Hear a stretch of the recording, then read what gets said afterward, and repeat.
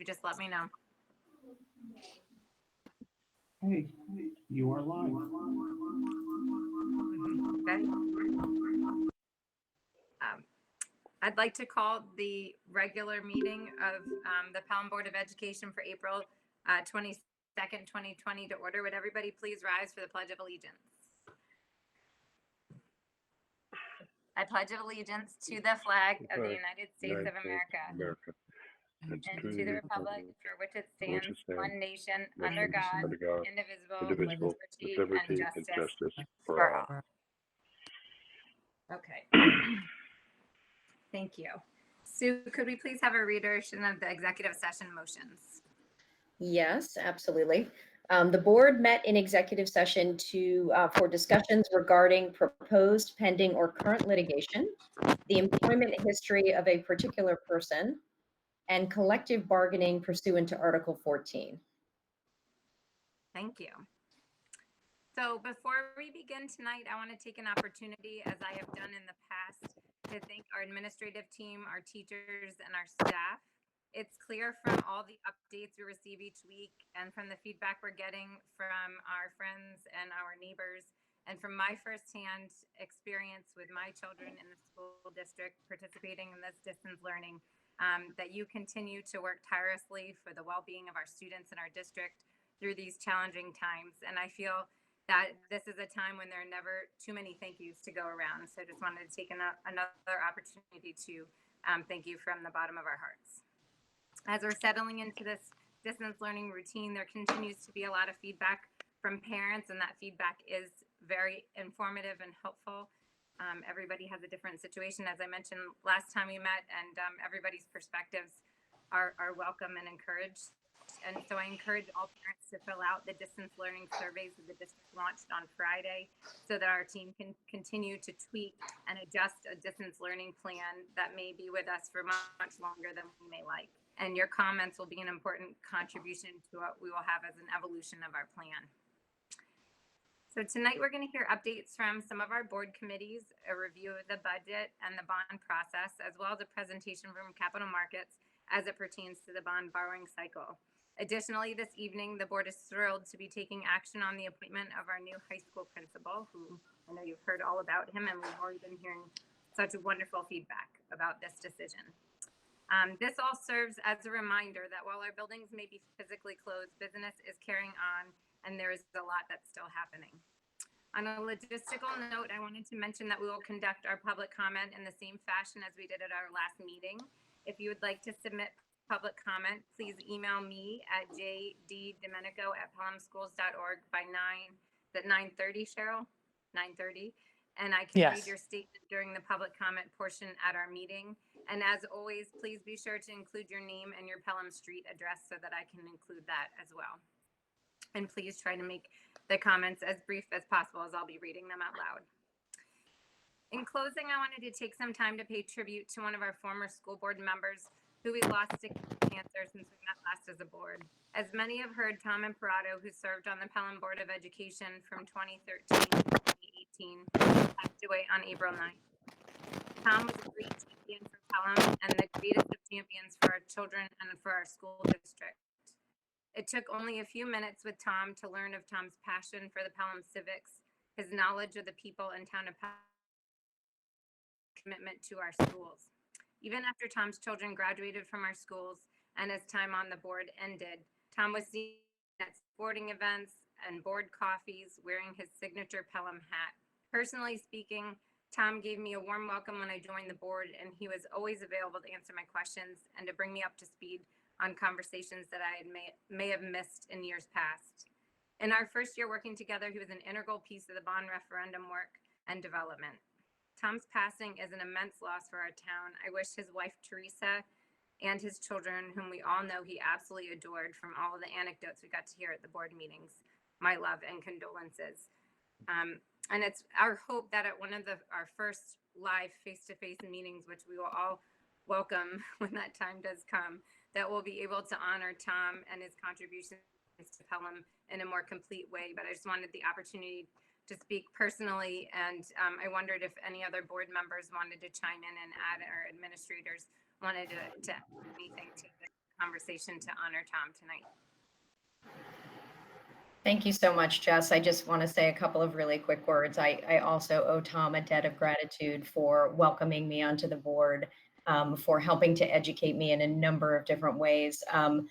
His tireless dedication to Pelham was obvious to anybody that knew him, whether it was through his school board work or his work with his beloved civics, and in ways both public and private. I mean, I think he was very, very generous with his time and with his enthusiasm to Pelham. He will be greatly missed. And I also send my condolences to Teresa and his family, who we did hear a lot about, whether it was their time in Pelham or their time in Rhode Island, and all of the things that they really enjoyed doing together. So I will miss Tom very much personally, and also everything that he did for Pelham and for everyone who served with him on the school board. Thanks, Sue. Sue, I'd like to echo everything that you said as well. My interaction with Tom before I joined the board was on the sports side of things, when I was on the Recreation Commission, as well as building the field, over at the football complex over at Glover. Tom was instrumental in everything. He was a confidant. He was somebody that I could use for consulting. I would see Tom on the train. I would see Tom just walking in town, and he was a gentleman more than anything, and always gave you an ear. And he loved Pelham. He loved our schools. He loved his family. He loved this town, and he will certainly be missed. Vincent, I would echo that too. Tom and I go way back from when his children started kindergarten at Siwanoy. So we worked together. He was a PTA president for a couple years. And while we could joke about our differences, the things that we held in common, we were passionate about it. He was a supporter of the school, the teachers, and me. And he will be missed. Yeah, I want to also say how inspiring Tom was for me.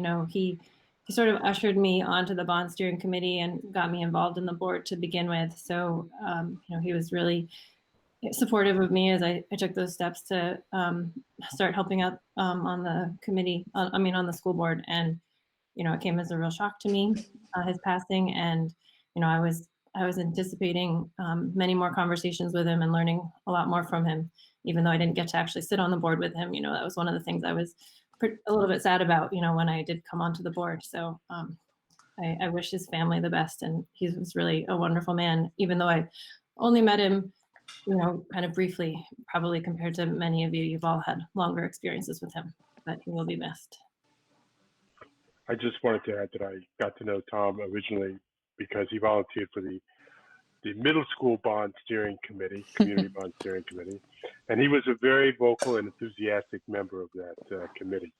And I kept saying, Tom, you have so many great ideas. You should join the board. And he goes, he used to say, no, I'm too busy for that. But he found his way on there eventually, as I kind of thought he might. And I think he made a great contribution. We're gonna all miss him.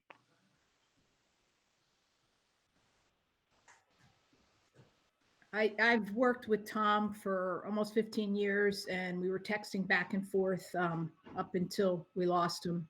My heart's broken for him and his family. He was a huge supporter of mine.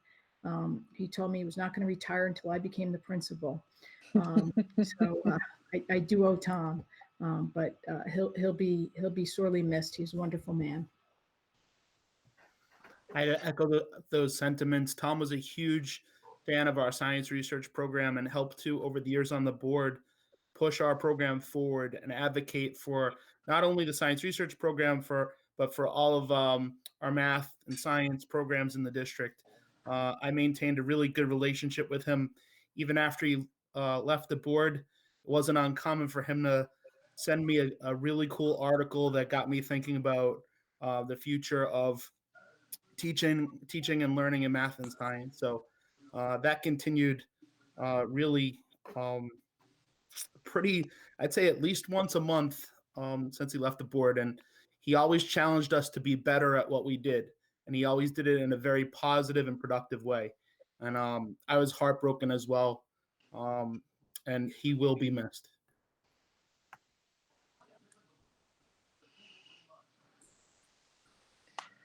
Okay, so I think I'll jump in at this point. I don't know if there's anyone else yet, but maybe I'll wrap things up. If anyone else wants to jump in, definitely do. But I got to say, in the same way, I owe Tom a huge sense of debt of gratitude. Tom was on the board that hired me, and he was on the subcommittee that came and did a site visit to my prior district. So it was there that I really got to know him a little bit more, and to see him immediately connect with some of my colleagues there, who I very much valued them as colleagues and friends, and to see that immediate connection, and to know that this is a good guy, and this is someone who was going to be a supporter and help me through the transition to a new district, was really important at that point in time.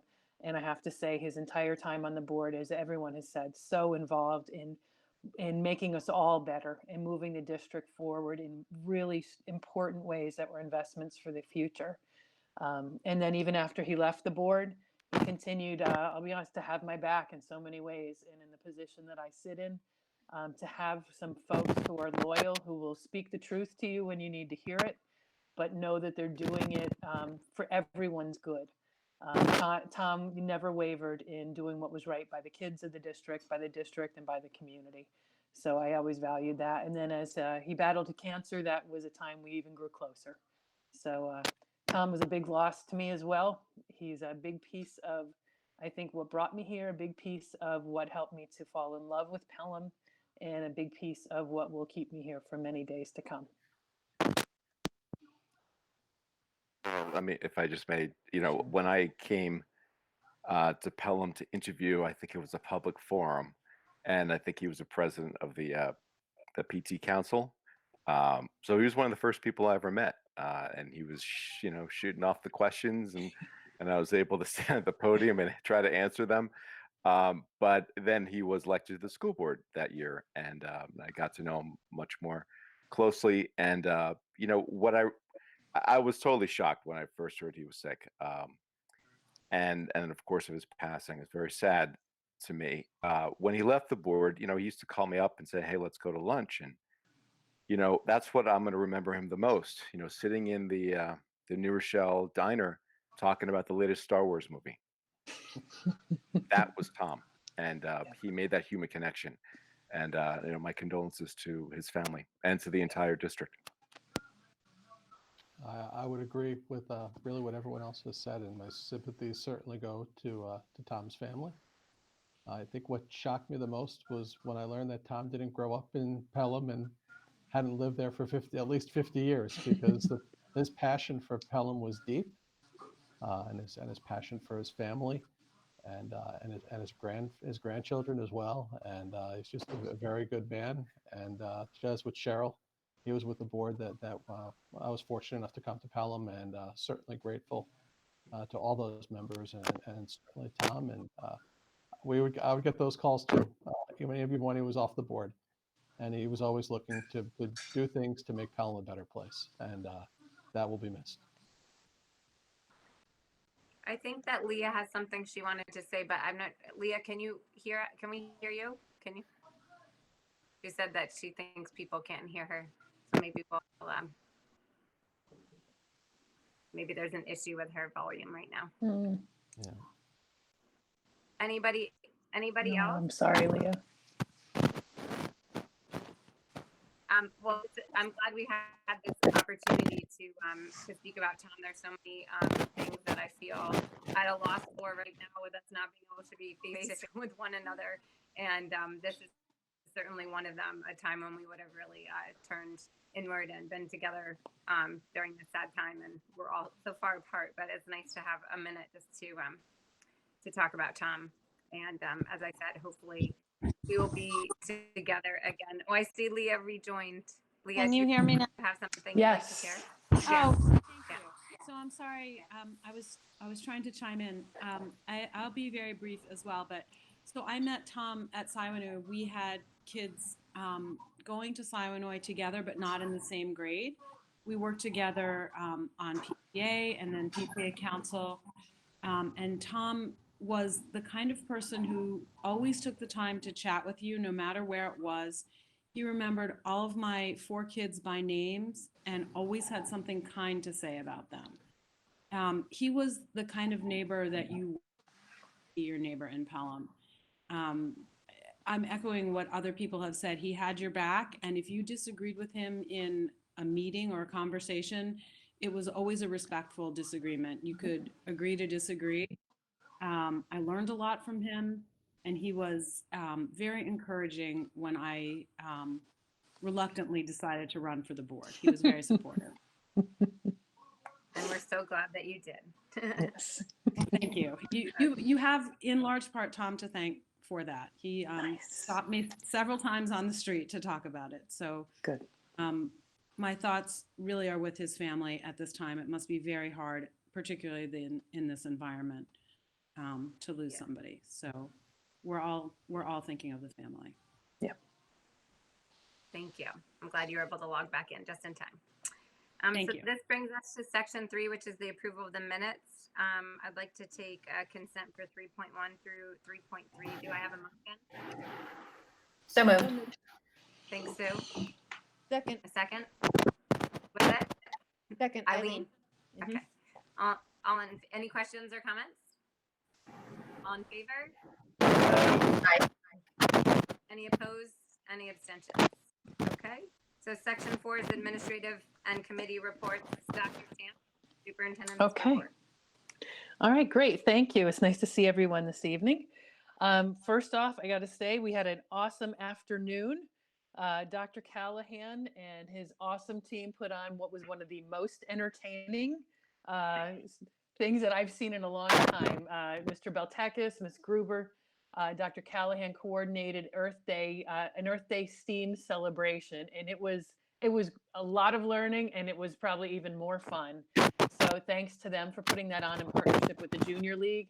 I think we had as many as 163 people streaming it at one point in time, which is a great turnout.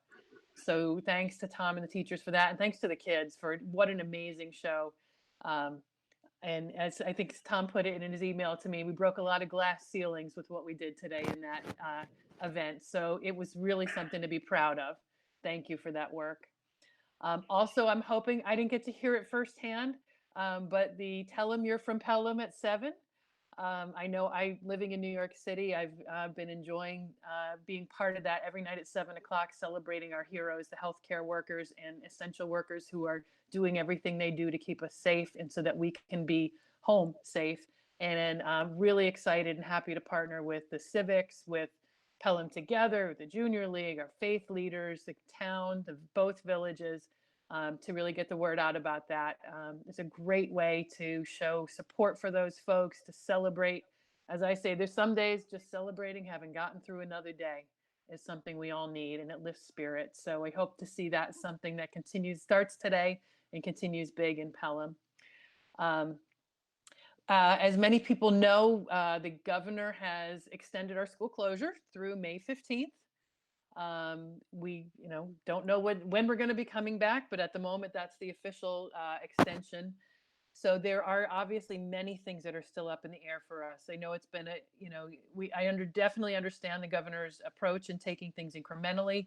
At the same time, it does present issues for us on making some decisions about how to wrap up this year.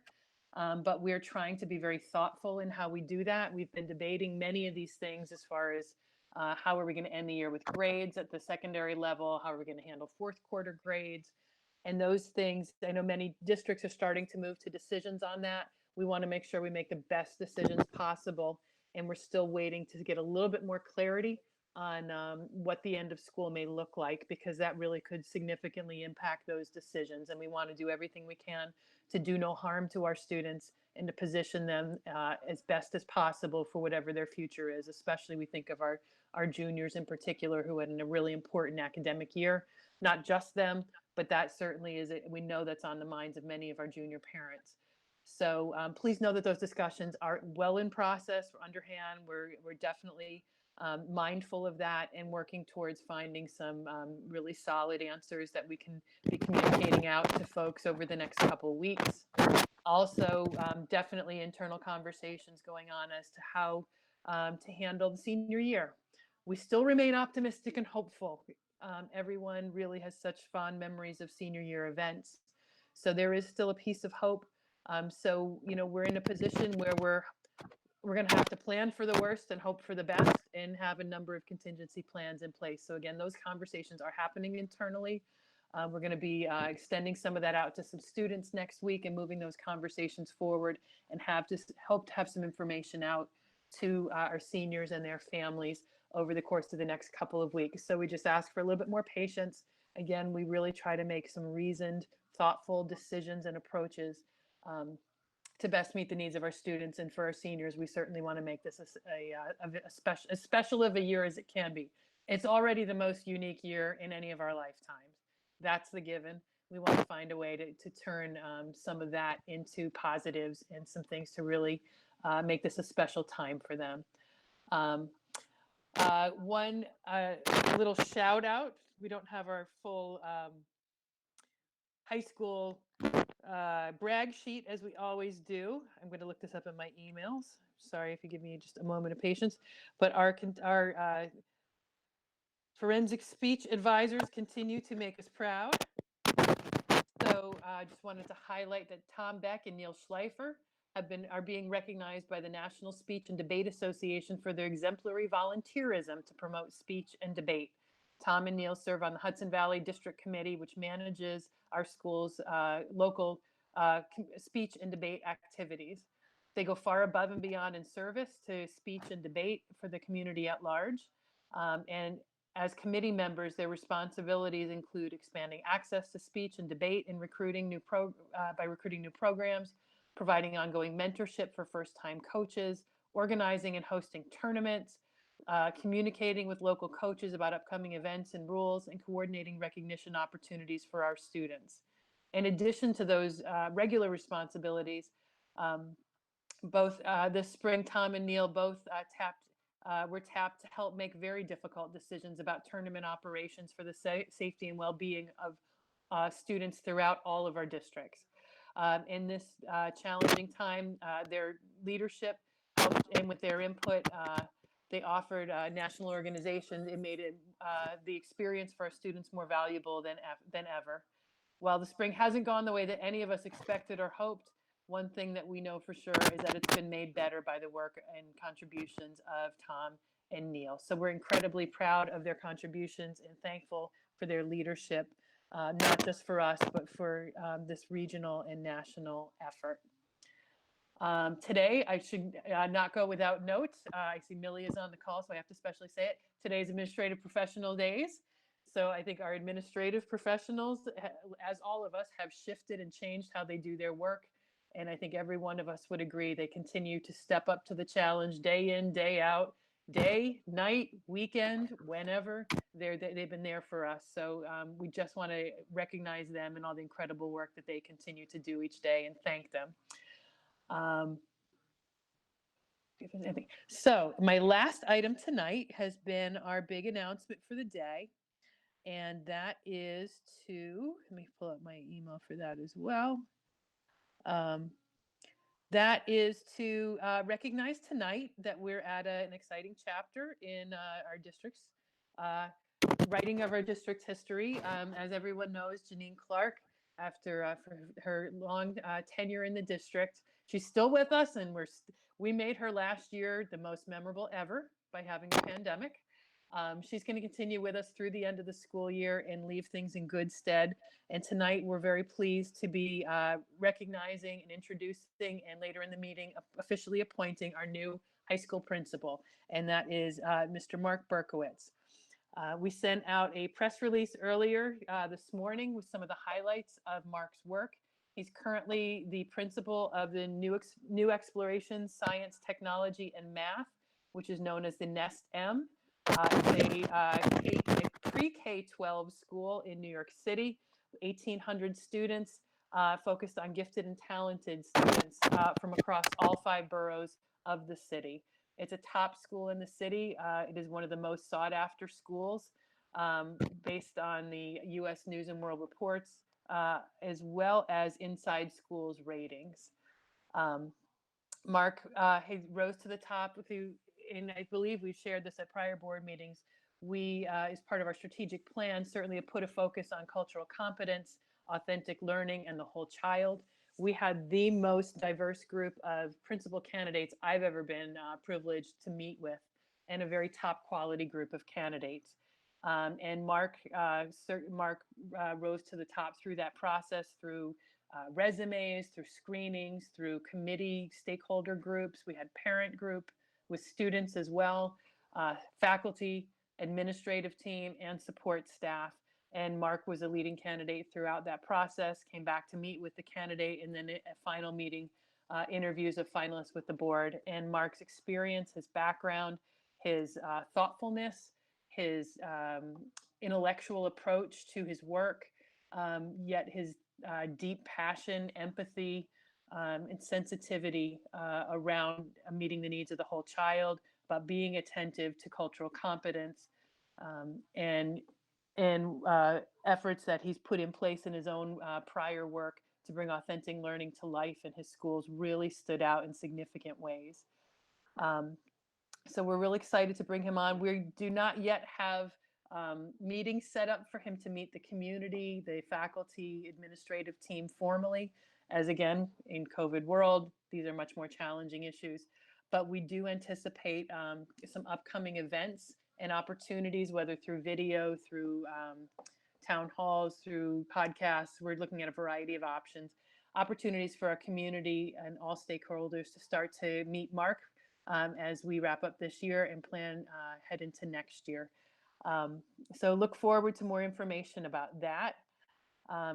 At this time, I actually am I'm not going to reiterate the whole press release. Folks can read that for themselves and see his resume, background, and experience. But at this point, I actually would like to give Mark a chance just to say hello so everybody can have a face to put with a name and a voice, and just have an opportunity, Mark, for you to just share a few words of greeting with the board and with the community at this time. Well, thank you so much, Dr. Chan, for that super warm welcome. And hello, everyone. Mark Berkowitz, super excited to be meeting you all through this platform, and equally excited for the opportunity when it happens to connect in person. It has been an absolute honor for me to serve in the New York City Public Schools, and I'm very, very, very excited for the opportunity to join the Pelham Public Schools and Pelham Memorial High School community. As Dr. Champ said, connecting with people, really getting to know relationships, having opportunity to form meaningful connections is the foundation for all of our work. And as said, excited to have this welcome tonight, and very much looking forward to meeting in person for the days and weeks and months of work ahead. So very much looking forward to the space to connect with the forums that Dr. Champ has described. Condolences for all of you on the loss of your neighbor and friend and confidant. And thank you for allowing me to be welcomed on an evening where such matters had to also be discussed. Great. Thank you so much, Mark. And as I said, we'll be later in the agenda, we'll be formally appointing him to the position. So congratulations. Thanks. And that ends my official report, Jessa, so I'll turn it back to you. Okay, great. Thank you, Mark. We couldn't be more thrilled and excited. So our next is 4.2 Board of Education Committee reports. I know we had two committees that met. We had policy on Tuesday and advocacy this morning. Dr. Champ and Eileen were rather busy because I know they were in on both of those committees. Am I missing any other committees that have met that would like to give reports? Nope. Okay. Nope. And Eileen, anything you want to add? I know we're going to have a policy that we're going to do a second reading on. Anything in addition that you want to add before I move on to advocacy? No, I'll do it when we do the policy. Okay, thank you. So this morning we met for advocacy. It's timely right now. I know Jim spoke about this at our last meeting. He touched on it. We've had some updates on the COVID impact to the state budget. You know, as expected, we did not get the aid that the budget first proposed before COVID really hit the scene in New York. So aid at this moment was flat with our state aid was flat with our current year. And because of this, I know that Jim referenced this, we had to find some ways to cut about $600,000 to $700,000 in our proposed budget for next year at the moment. Jim also mentioned that the governor has spoken about 3 measurement periods to see how state revenues come in and to sort of give us a gauge on how our state fund, which means that it's likely going to be unpredictable for the next year, and we could stand to lose aid along the way, unfortunately. And at the moment, as was presented this week, the proposed cut to state aid is for schools is 20%. It's clear that in order to have a chance to increase state aid for education, we need to focus our advocacy efforts beyond the state level and look to the federal government, which is normally we're very focused to the governor and our local representatives, but we really have to put the pressure on federal government. So our committee met this morning to make plans for a letter writing campaign. We had a great letter writing campaign in place under usual sort of advocacy conditions that we sort of had to put on hold and we'll save for next year because hopefully we'll be in the luxury of banging the same drums asking for our usual state aid and equalizing the state aid that we get in our region versus other regions as we do each year. But right now we're going to start a letter writing campaign that we hope to circulate to the community by the end of the week. I know Alex and some of our committee members from the community were hard at work today pulling together a draft. So I just wanted to give everybody a heads up in the community that they should be looking out for that. And if you have a couple moments to spare to send out the form letter that we will be circulating, the more they hear from constituents, the more impact we may have at the federal and state level. Cheryl or Eileen, anything you want to add to that or anything I missed? No, I think you captured it all perfectly. And I do think, yes, it's in a unique circumstance for us to advocate at the federal level, but incredibly important given the potential economic impact to schools. The thing that our students will need more than ever are resources and teachers and learning opportunities when we come back in the fall. So it could not be a worse time to potentially lose funding. So any advocacy efforts from our community to that end would be incredibly appreciated. And the other thing that we spoke about as well, to Cheryl's point about a lot of decisions still left to be made. At the moment, we have a placeholder of June 2nd to be our budget vote. We don't yet know if that's going to be feasible or in what fashion that will happen. The governor will be deciding and will have to issue an executive order to as he makes his decision on that. It's extremely timely because, as you know, our fiscal year starts July 1st. So, while that won't be part of the letter writing campaign at this point, that will be some information that we will be trying to push out because we're going to be, no matter what, June 2nd puts us in a time constrained situation with less than a month to turn around our, start of our new fiscal year. Yeah. Okay. Great. So 4.3 is Dr. Garcia, Assistant Superintendent's update on authentic learning. Sure. So good evening, everyone. I want to thank Jessica for her kind words at the start of the meeting. I want to thank all the teachers and administrators really for all their efforts in trying to develop a different type of school system, which is all new to us. So, and also, of course, thank the patience of our students and our parents at home. We know sometimes it's frustrating, and your feedback is really greatly welcome. And that's really what I want to talk a little bit about tonight. So I don't have any real results to show with you because we still have it open. But last Friday, we posted about 8 surveys. Feedback's very important for us as we assess our efforts and plan for new experiences. We're going to close the surveys at the end of this meeting. But by the numbers, here's the participation rates. I can give you up to basically an hour ago of how many people have participated. So we actually posted 8 surveys. So K-5 parents, about 660 parents so far have participated, which is a huge number. K-5 teachers, 64 of them. Middle school parents, 229. Middle school teachers, 41. Middle school students, 98, probably about 100 by now. At the high school, about 190 parents participated. High school teachers, 48 have participated so far. And number of students at the high school, we have 262 students who have given some feedback.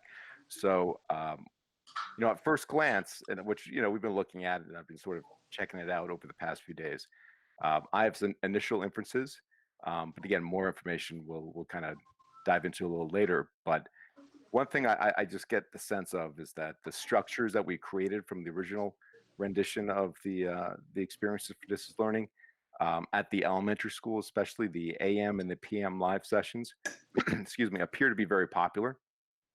There has been some more of a focus on social emotional learning at the start of this, I think for obvious reasons. But we're exploring ways to kind of weave in some more core instructional learning pieces during that time as well. I know the teachers are and administrators are kind of discussing that now.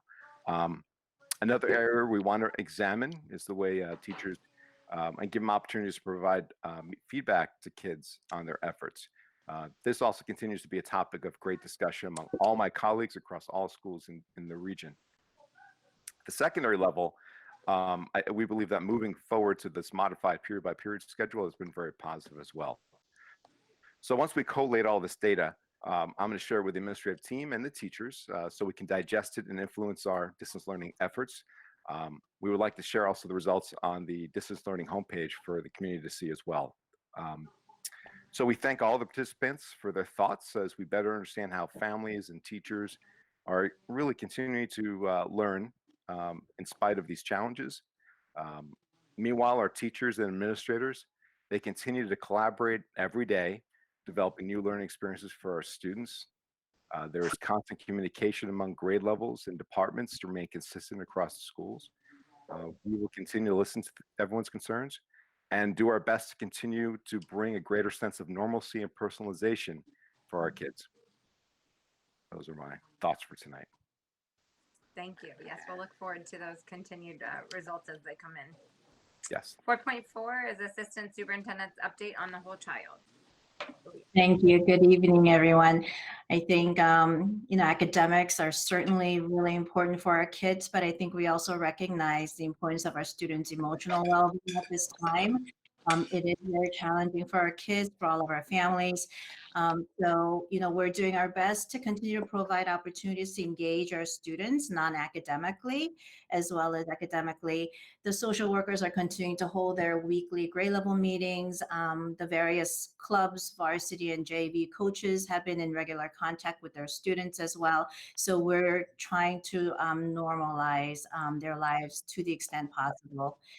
We're also working with Little Flower Yoga to provide mindfulness sessions to our students. And, we also recognize the importance of the mental health for our adults as well. So we're going to start providing mindfulness sessions to our teachers starting next week. So I look forward to having many in attendance. But that's my report for tonight. Thank you. Thanks, Julia.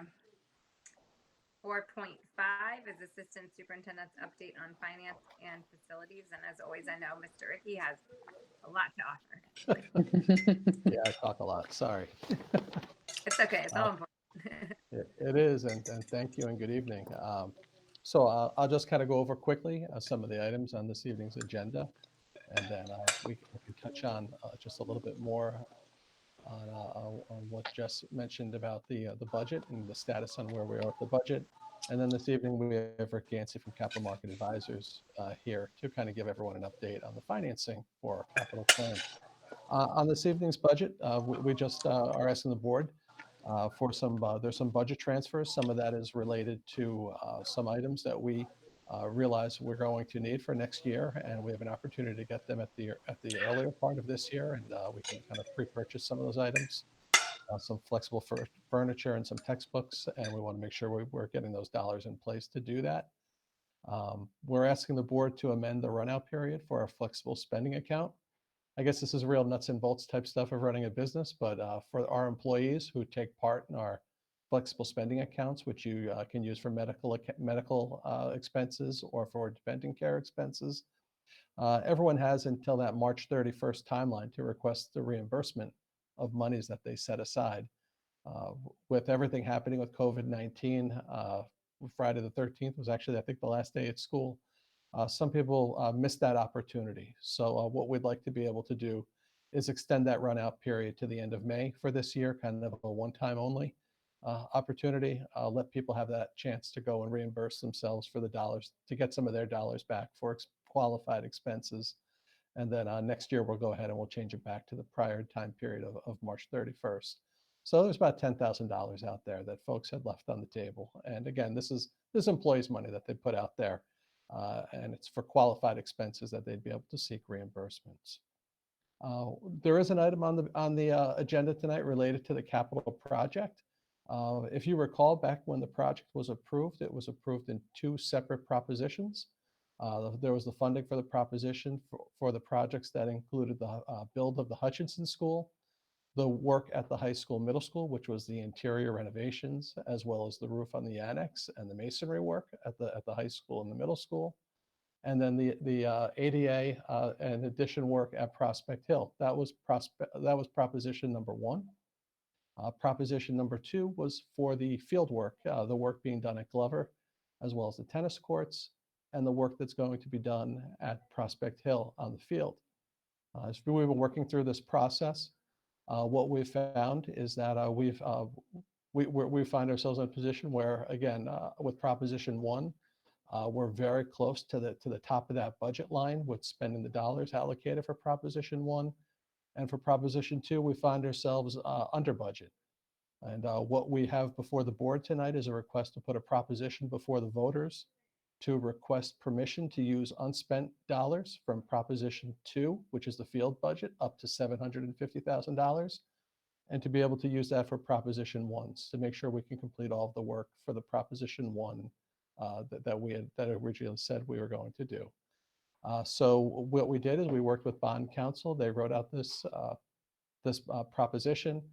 It would go on when we have an election and there's a vote. That's when it would be put before the voters.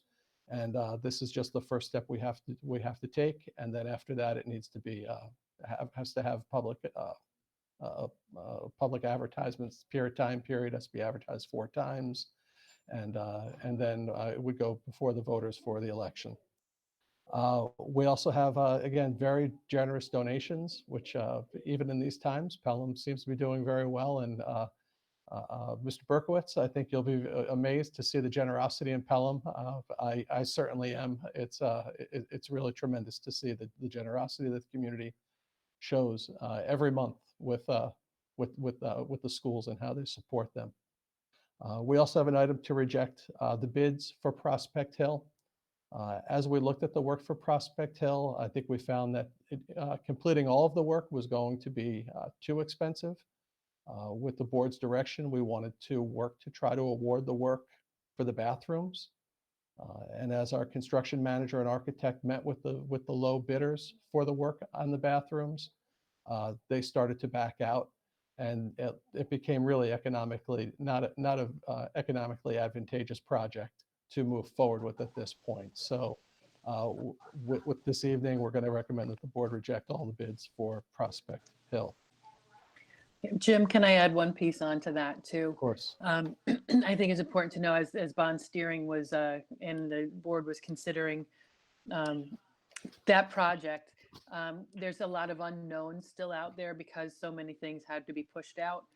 So that was a piece of the budget when you say, that it was over budget. There is still an intention to go forward with the whole project. Yes. So I just want to make sure that that's, clear to the public as well, that our intention is once we get through the COVID issues that we're dealing with now to put that project back out to bid with the goal of still trying to achieve the entire project. Absolutely. Can I add something to that as well? Oh, please, John. Yeah, thank you. Only that since all these projects, those projects were bid prior to the current circumstances, and all of the new requirements that are in place for distancing on project sites and sanitizing facilities, we were concerned that we'd be subject to large change orders to incorporate those new requirements into the work. So we thought it would be better to wait till those requirements became clearer and how they were going to be implemented, and some protocols became established in the construction industry to guide that work. And those protocols could be incorporated into the bid documents, and which would help protect us from potential change orders resulting from having to incorporate those kinds of construction procedures into the work. So that was a strong motivation for rebidding this so that we can incorporate those protocols in future bidding. Thank you. And as we look forward to those other items in our capital work, we are still moving forward with our Hutchinson School construction. If you haven't had a chance, please drive by. It's very impressive work. They're still pouring concrete and just finishing that off really, and they'll be moving on to the steel next. So it's a very exciting time over at Hutchinson. At Glover Field, after a short break, the work is continuing on at Glover Field. The people there have probably about 3 to 4 weeks of detail work to complete. So we're getting very excited there. It looks really green. And when people can get out again, it's going to be very well-used area for sure. I mean, it certainly was before all the work. The work on the tennis courts can commence once the temperatures hold steady above 50 degrees. So the contractor is ready to move forward once the weather begins to cooperate. And again, very excited about that. And with the high school, middle school project, as John had mentioned, with the interior renovations, we kind of find ourselves kind of in between where the project had been awarded for the interior renovation work. Now we are faced with some of the requirements for social distancing and making sure everybody is able to work in a safe manner. So our construction manager and architect are going back to talk to those vendors to see how they can accomplish that work and be compliant with those standards. And at the same time, that looks like it'll probably require an adjustment to our timeline for that project. So the work which was scheduled to have happened either this summer and into the fall looks like it will be pushed further back, probably maybe some of it this work and some of it finishing up in the following summer. So they're still working on that timeline, and when they have a projected timeline or some feasible timelines, they're going to come back to us, and we'll certainly share those with the board so that we have an understanding of what the timeline on that project looks like. We do have applications out for summer custodians. So we've talked to the principals, a principal and the assistant principal at the high school. They have the ability to put it on their newsletter to their students. And what we can do is children can apply online, which is nice. Something else that we've started by just having to work at home. So they've got the application and everything is set up, which is really terrific. And with that, I think if we can, oh, I'm sorry, one last thing. We did talk about the budget and what's happening. And really what's happening with the state budget is we're looking at potential revenue shortfalls in the neighborhood of $650,000. Just mentioned it was between 600,000 and 700,000. So that was right there. And we're really looking at all sorts of things and these that are open as ways to try to make our budget balanced. Certainly not an easy time or not expected. Usually every other year that state funding comes in and it usually is bumped up a little bit more. But we're certainly up to the task and we're working through the budget process. And as I shared with the board at the last meeting, we're looking at all things. We know the budget's going to be lower, so we're going to save dollars on our 2% contingency. Dr. Champ and Dr. Garcia have talked about the staffing that they've looked at. So we know we should be able to save some reductions in FTEs with our staffings. We extended a retirement notice, so we know another teacher is retiring, which will generate a savings. We're looking at all of our open contracts, and we want to see if there's opportunity for savings there as well. And like I talked about earlier, we're talking about pre-purchasing some items, some furniture expenses, textbook expenses, and some work at Glover Field. And those are things that we can do, like the work at Glover we can do now, because the students and people just aren't able to use that facility. So if we can get that work done now, that's certainly an expense that will not be incurred next year. And one of those other things we look at is our rent that we had forecasted for next year too. So when we look at our timeline for the project for the middle school, high school, that's something in play as an opportunity for savings. And looking at all those things, we think we'll certainly be able to manage that reduction of the 650,000. We also want to be mindful, though, that the governor has talked about a measurement period for the revenues. And there are 3 different measurement periods. So although we can kind of get to the finish line for this first reduction, so to speak, we know that there could be an opportunity for that finish line to get moved a couple of different times. And we want to be able to provide the board with opportunities or options and different levers to pull if that should happen. And we're certainly working on that, and we'll be prepared to share that with you. So that talks about the operating budget. And then, as I mentioned earlier, I think after 2 reschedules, and this is his 3rd time before the board, we have Rick Gansey from Capital Market Advisors. Rick is Capital Markets Advisors is our financial advisors for our capital borrowing. And Rick's fortunate enough, he's up in the New York area, up in the Buffalo area. I think it snowed yesterday, Rick, right? Yeah, it did. The last couple of days has been snowing, so it can't get much worse, I guess, right? And you've got 4 kids at home, right? Yep. So anyway, what Rick has done is Rick has done our forecast modeling the last 2 years with the capital borrowing, and I shared that with the board earlier, and I know that's on our webpage also, the 2018 forecast. He came back last year with the 2019 forecast, and he's updated it again for 2020. And fortunately, I'm going to give up the ending a little bit, Rick. The news has gotten a little bit better every year from where we started as a whole, but I think it's important for the board to hear kind of the current market conditions and what our borrowing plan looks like moving forward. I'll leave it to you now, Rick. Okay, thank you. Hopefully everybody can hear me all right. Thanks again for having me back. This, I think Jim pointed out, is the third year in a row, right around this time actually, that we provided an update to the board regarding the capital project that is ongoing. So I thought it'd be helpful today to provide an update to the board. I'm not going to take a lot of time, but I think it's important just to let the board know sort of where we are from a market perspective.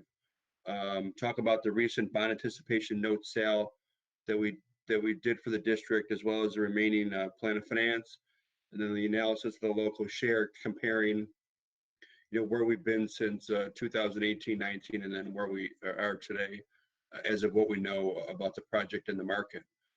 So you should have in front of you a few slides that I put together just to kind of frame the discussion. It's been volatile, to say the least, over the last 6 weeks. The first page of the analysis will kind of talk about sort of where the municipal market's been since around March 12th is when we started to experience some severe volatility in the market. Rates had been municipal bond market rates, which is the MMD yield rates, had been around March 9th at historical lows. So we're experiencing the lowest municipal bond rates that we've experienced in history. Fast forward to a few days later, March 12th, things started to unwind in the municipal market, in the sense that there was a severe amount of money leaving the market because of the fear of what was going on given the global pandemic. So interest rates from March 9th, you'll see on the graph, through March of 20th, actually rose almost 200 basis points, which is unheard of in the municipal market or any market in general. So what we saw was a 200 basis point or 2% increase across the yield curve and rates just from March 9th through March 20th. So it's been sort of a time in the market whereby many deals were postponed, canceled, had trouble or difficulty selling transactions. So I'll give you some examples of transactions that had been done in the market around the time that your transaction entered the market. The good news is that things have stabilized a bit. We're seeing some good positive results over the last week or so, with transactions getting done successfully at normal, if you will, interest rates. So that's been kind of the silver lining among this whole dark cloud that's surrounded the market in general. So back in March 12th, we had rates started to increase. March 16th, Briarcliff Manor CSD AA2 rated credit came to the market with a $2 million bond anticipation note. They sold their transaction at a rate of 1.80. About a month before that, you'd probably be looking at rates, in the 0.8 to 0.9% range. So, almost 100 basis point difference just a couple days after the crisis began. And again, the AA2 credit, Washington County AA3 credit, sold $8 million at a 203. So at that time, those were the deals that were sort of getting through the market. Your transaction came to the market on March 17th, a day after Briarcliff Manor sold their transaction at a 180. And your transaction, AAA credit, had some nice support. You got a nice bid from JP Morgan Chase Bank, who has supported, provided liquidity to the market in generally across all sectors during this crisis. So your rate was actually a 1.50, so it's actually 30 basis points lower than where Briarcliff Manor priced just a day earlier than your transaction. So, overall, I think at the time we priced the transaction, while there was still significant volatility in the market, we think your $10 million transaction priced as good as it could have, given the conditions within the market. Also around the 17th and the 19th, East Ramapo Schools actually sold a 28-year bond at a 420, which was probably the last transaction to get done in the market before things froze up. So the liquidity crisis became even more drastic, whereby there weren't any deals getting done in the market, essentially from March 19th through around the first week or so of April. The first transaction to get done after the fiscal crisis was actually Suffolk County, coming off a downgrade by the rating agencies, sold a 1-year note, whereas yours was a 150. Suffolk County sold a 1-year note at a 420. So just to kind of give you a sense of the volatility in the market and where the rate disparity had been, it certainly was drastic. It still is among all credits, going forward. And then the 14th, the Village of Bronxville sold $7 million. Right around the 10th of April, things started to improve quite a bit. So Bronxville sold into a improved market, and they sold at a 145. So not too far off of where your district sold a transaction in a volatile market. Bronxville sold their transaction in a stable market right around the same rate. So we don't think that your transaction, even given the market circumstances, priced all that much higher than we would have thought, given the market in general. And then just yesterday, a couple days ago, Westchester County sold $33 million at a 0.84. So that gives you a sense of sort of how different credits are pricing in the market and how things have improved over time. We think we're at a pretty good level now, and hopefully this continues. But we're just cautious to see where this thing may go down the road. So that's a general sense of the overall market. We'll kind of go through the presentation, and if folks have questions, afterwards, I can certainly answer any questions that may come up. The next slide is just the sale results that I just spoke of, which is to kind of show who bid the transaction. JP Morgan Chase Bank bid $5 million of the 10 at a 102.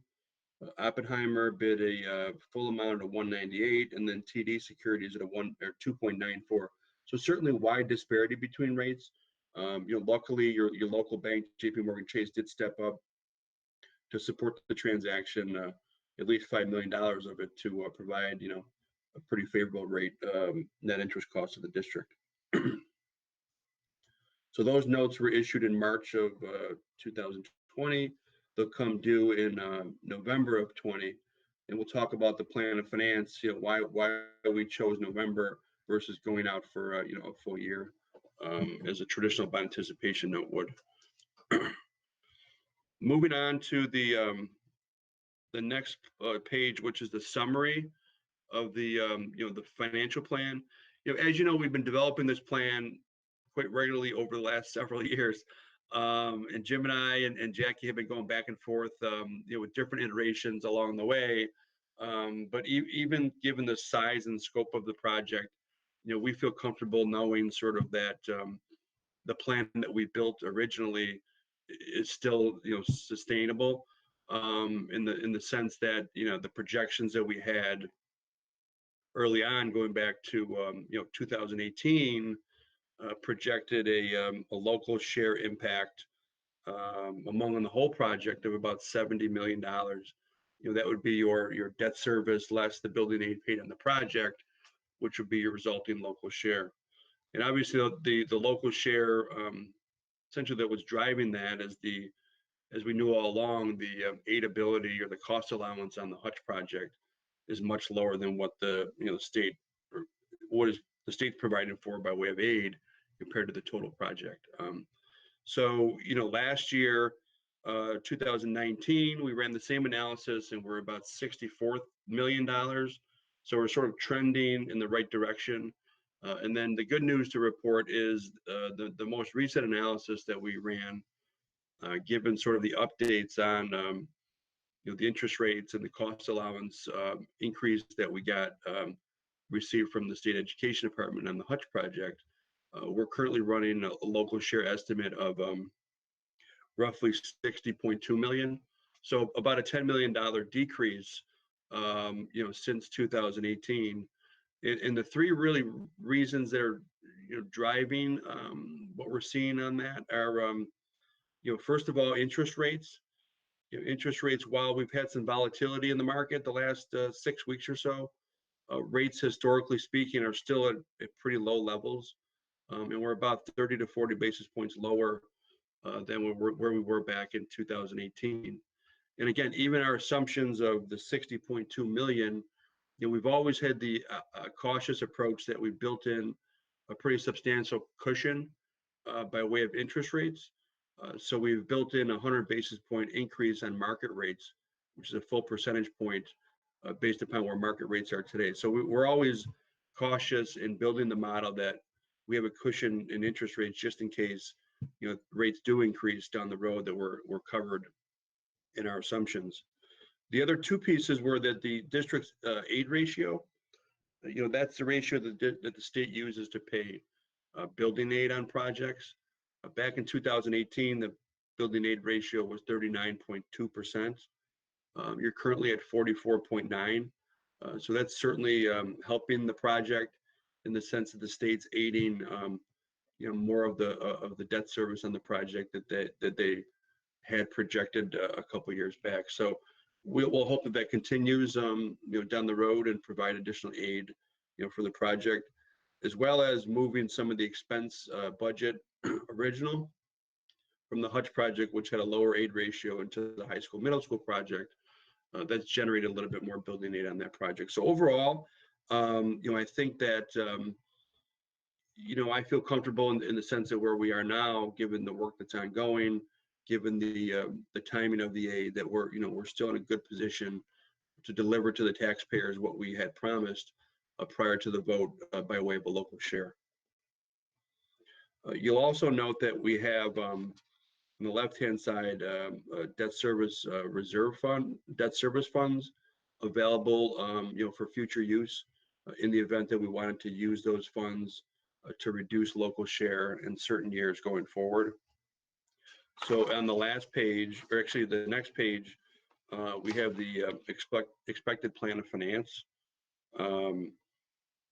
The plan calls for now, given the Prospect project having some, sort of delays, we think we're still on target to deliver the plan of finance that we had originally estimated. So the district has issued $10 million of bond anticipation notes back in July of 19.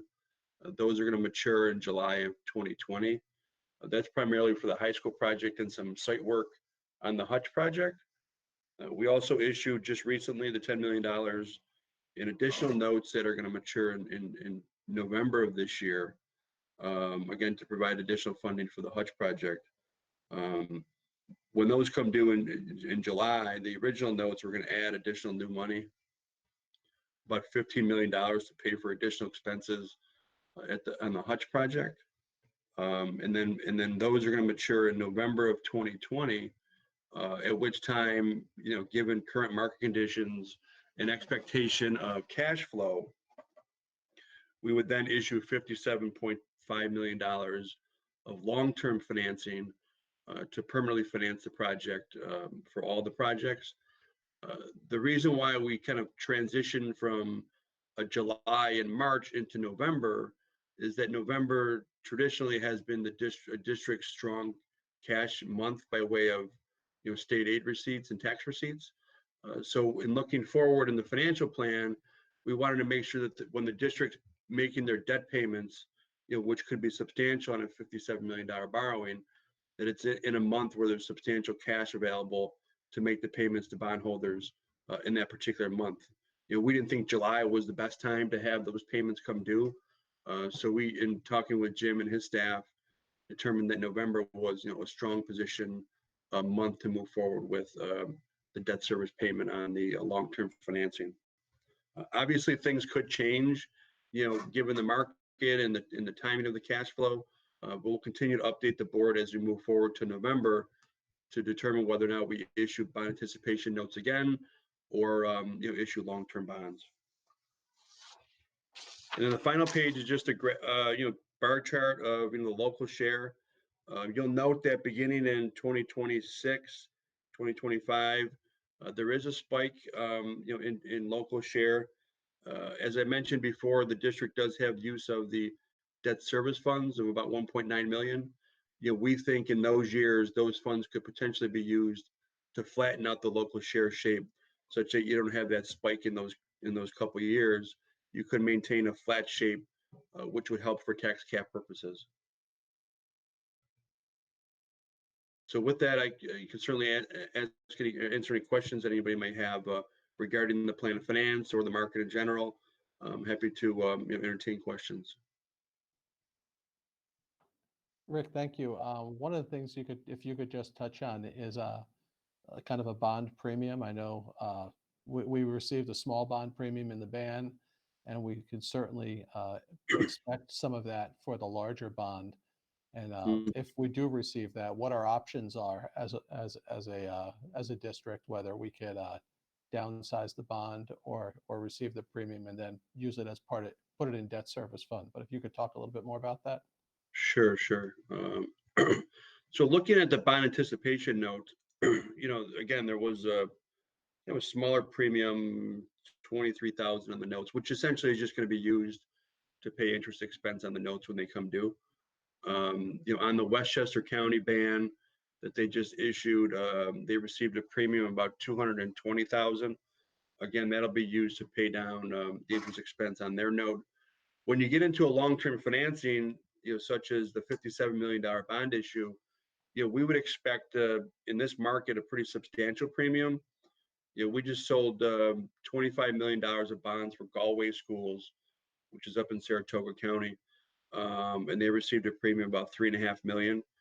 So on your transaction, $57 million, a longer term transaction, we could potentially receive a premium of the $6 to $7 million range. So what we've done with other districts, and again, it doesn't have to be the same among all districts, is what we're doing is for tax cap purposes to maintain sort of that flat shape as far as debt service goes. Rather than using those or those premium funds to pay for interest expense, in the early years, we've been actually downsizing the par amount of the transaction such that we'll use that premium amount to pay for construction costs of the project so that the district doesn't have a big slug of money, sitting in its bank account just to sit around to be used to pay back interest expense. So it's something that we're following, and most districts take the approach that you'll downsize the par amount, so you'll borrow less by way of par. And again, you'll use that premium to pay for the redemption of the bands or for new cost of construction. Thank you.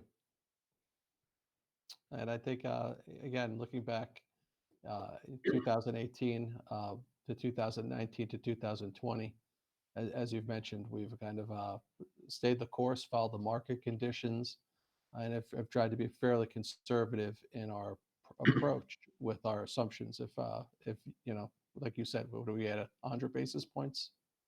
Yes, 100 basis points on Yeah, market. I think in prior years it was 50, so I think we added 100 basis points now, which probably is in line with what we're seeing in the market, just to make sure we're being conservative enough. Mhm. I mean, the good news also is, the market, buyers have been really selective in this current market. So, having the coveted AAA rating, will help the district moving forward, even during like, volatile markets that, the credit strength is really what's driving things in this market. Buyers are very selective, in what they're purchasing. And we've seen the higher rated credits, the Westchesters, Pelham, your transaction, for example, have been the clients that have done well during this period because of the high AAA, AA, ratings that we've seen.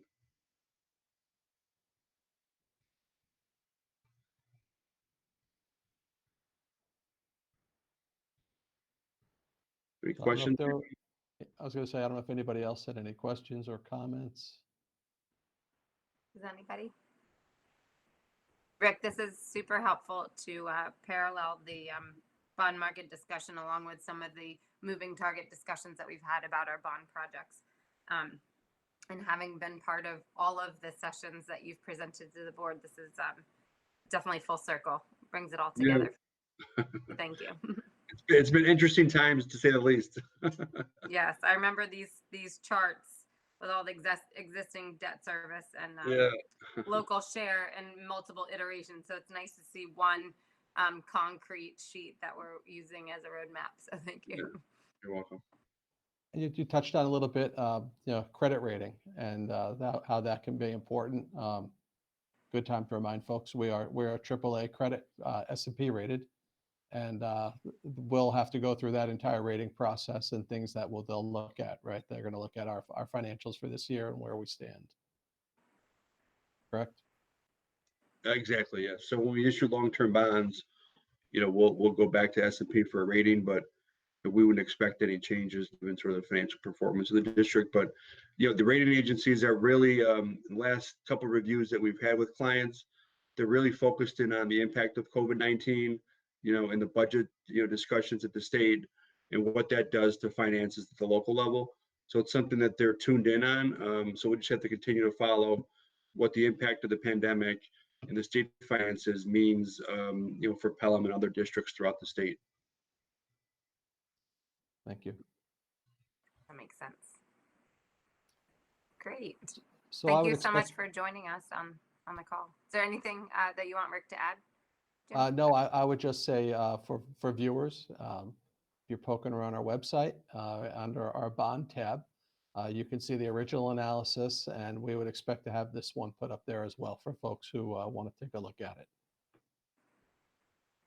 Great. Thank you so much, Rick. Thank you, Rick. Jim, you covered the budget discussion first, correct? Is there anything I did. else that you wanted to add?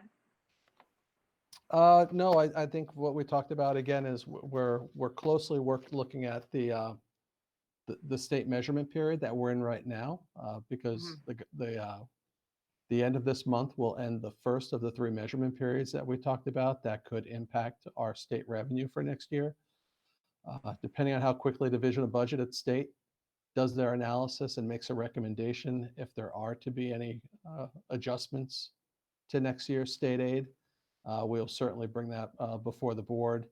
And our expectation is to be able to have some sort of a plan to work through that. We don't know. We just don't know what it is. Like someone mentioned earlier, it's like driving through a fog. We've got to move forward, and we're just moving slowly, and we're being cautious. And we want to give the board good information, the board and the community good information, because I know we're going to have to move a budget forward to the community. Great. Thank you so much. Okay. So section 5 is policy thanks. monitoring. Carol, you wanted to say something? Dr. Chant? No, I was just gonna say, no, just thanks to Jim. Thanks to Jim for the update, and thanks to Rick. Always always very informative. And I think you can see very much how it all works together. So I appreciate all the information. Thank you. Thank you. Okay, section 5 is policy monitoring and governance. We have 5.1 is sexual harassment in the workplace. We have a second reading of this. Eileen? Yeah, so last week we did the first reading, but it was a little discombobulated because we didn't really remember, or I didn't really remember where we were. So we talked about it again yesterday at our meeting, and we made a couple of really clarifying comments to it. We clarified some of the abbreviations that are used and just made it all a little bit more readable. We didn't change anything of substance, but I did want to tell everybody that the reason that we have this new policy, new 6121 that we got from Erie Bosse's, is that they made two significant changes, although it doesn't change the policy, but they were notable. The first is that they lowered the standard for proving harassment from the existing, which was severe and pervasive, to whether the conduct, and the new wording is subjects an individual to inferior terms, conditions, or privileges of employment because of the individual's membership in one or more of the protected categories. So that's in the policy now, as you've seen it, that's attached, but I wanted to just point that out. And then the second change that was made is that the statute of limitations for an individual to file a claim of sexual harassment with the New York State Division of Human Rights has been extended from what it was before at 1 year to now it's 3 years. So I just wanted to highlight those two pieces that I don't think we really talked about, but those were changes that came to us from the policy service. So we've incorporated those. Yep. And I think I wanted to add too, I think our local state senator Biaggi was one of the legislators sponsoring the bill that led to these changes. So I think that she's definitely been a champion for this issue. And I think that's worthy of note. And So this is one where we'll have a third reading next time, Yeah. correct? And it will be, there won't be any more changes at this point. We've made them all. Okay, thank you. Does anybody have any questions or comments? Okay, so we'll move on to section 6, financial reports and motions. I'd like to take a consent for 6.1 through 6.7. Do I have a motion? So moved. Thank you, John. Second. A second. Thank you, Benny. Second.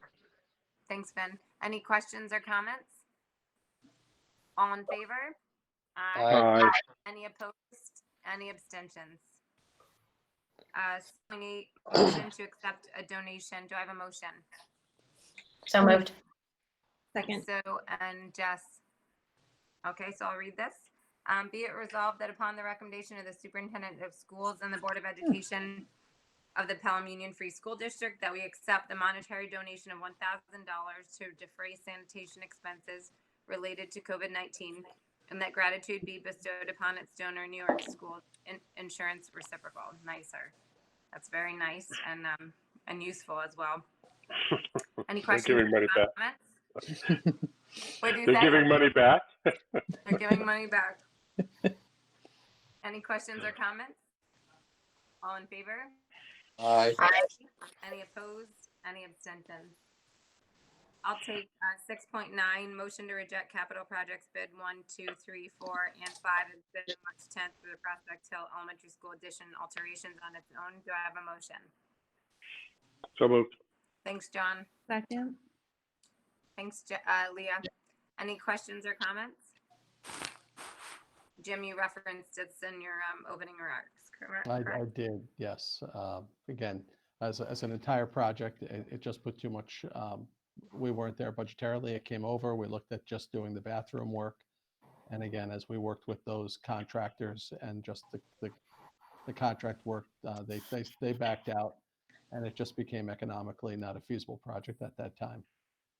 That makes sense. But we're going to go out forward, and like John said too, we'll put out those new specifications when we have a better understanding too of what the entire situation with COVID-19 means and what that impact looks like. It sounds like a healthy plan. Any questions or comments? All in favor? Aye. Any opposed? Any abstentions? Section 7, Superintendent's Personnel Recommendations. We have Schedule A. Do I have a motion?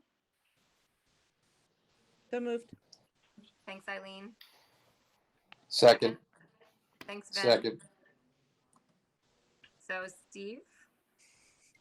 This is, So we have we have the resignation of one of our music teachers. She is moving on to Indiana with her husband, who found a new job. She's currently on leave, Ann Louise Wright, but she will not be joining us again, but we thank her for her service. We also have a teacher who will be going out on leave. That's Laura Badema. And then also a recommendation for the appointment of her replacement, Lori Tortorella, who's been really serving as an intern and a student teacher with us. And she's also a doctor, so she has some great experience for us. And then, of course, we have the appointment recommendation for Mr. Mark Berkowitz to be our next principal of Pelham Memorial High School. The big moment of truth. yes. He's still on the line, right? Looks like No- he's still Looks like it tonight. is. He gets a No medal turning tonight. back, Mark. No turning back from this point. Very happy to be here. Very happy to be here. Good. You're learning a lot in this meeting alone, right? Any questions or comments? All in favor? Aye. Oh, I didn't take a motion, I think. Oh. Or did I? Yes, I did, right? Yes, you did. I think you did.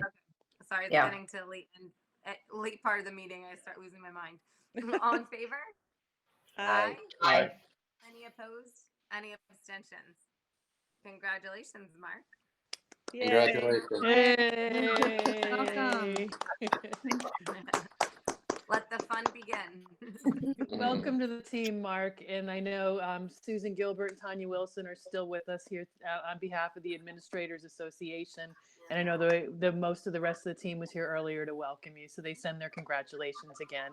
I don't know, Tanya, Susan, did you want to say anything, or you guys? Just congratulations, Mark, and welcome to the team. Thank you so Yep. much. And welcome to Pelham. Thank Yep. you. No turning back. And you will not have to go to every board meeting. No. No. Good to know. Yes. And yes. and Susan and Tanya already lived through our longest days from what I remember with the bond. So hopefully yeah. that Yeah. set a terrible benchmark for what's late. So if you have to join Yes. us, hopefully they're much more concise than they once were. Awesome.